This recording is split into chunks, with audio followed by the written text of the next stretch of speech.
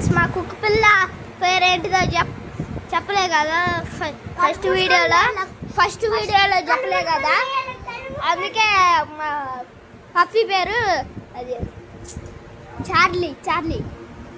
బాగుందా? ఇక మా పొట్టోడు చూడండి, కొట్టుకోట్లే. ఇక చూడండి మా పొట్టోడు. అరే హాయ్ ఫ్రెండ్స్. Hi friends. బాగుందా? ఆడ మాట్లాడలే కానీ మా పప్పి ఎటో పోతుంది. మా పప్పి ఎటో పోతుంది గాయస్. అది చూడు.